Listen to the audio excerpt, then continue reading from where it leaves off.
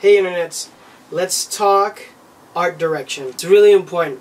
I'm getting a lot of people that will send me a link to their company or their product and say, hey, what do you think about it? I think I did a video earlier, I'll put a link to that here, but I did a video earlier where I was talking about a lot of the stuff I'm seeing is really whack.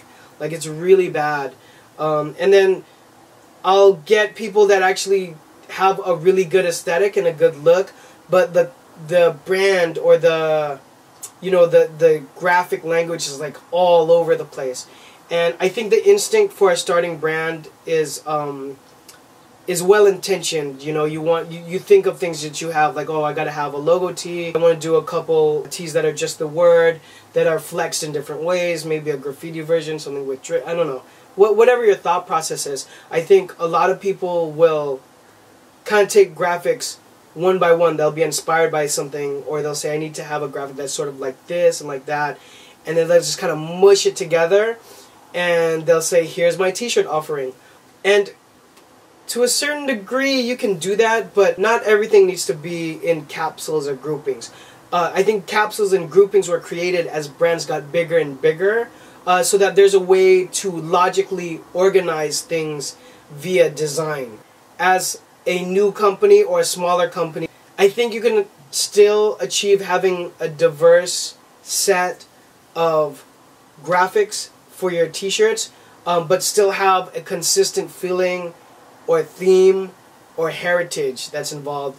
And it's what I'm not seeing from a lot of the brands that are coming at me and showing me their stuff, and it shows. Now what I do want to share is more theory-based execution of art was introduced to me later in my career when I worked with Ryan Rush, who was the design director at Ezekiel. It's the first time I worked with someone who had more of an art theory background to the way we execute the clothing line, and I'd never seen that before. Prior to that, it's kind of like more street dudes, ex-graffiti guys that kind of put together the art in still a cohesive way, but I'd never even been exposed to what hardcore art direction was in terms of reworking ideas and really getting the whole line to be very cohesive. It's hard for me to get into detail about this because I could see people watch this and say, oh, well, how do I do it for my brand? It's hard for me to do that because then I would have to sit down with your brand, look at what you're doing, look at your name, look at your heritage and your theme, and talk about the ways you could keep it cohesive. But that's what you need to do. That's what you need to do. You need to find whatever those underlying foundations of your company is, and you gotta hug that. You gotta hold on to that as you approach every upcoming season, so that people have a chance to identify you in a very specific way. I got so much love for Mega, I guess, but I just think Black Scale is another brand that it just kind of comes to mind that the look of it is very cohesive. Like, you know that that's a Black Scale t-shirt or piece.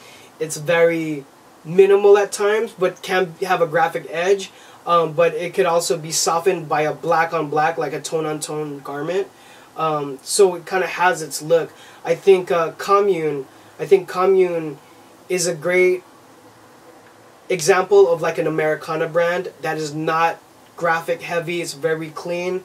It's very contemporary men's, and still a little bit street. But my point is, as I think of those brands, I think of a certain look because they've been very consistent in what they put out.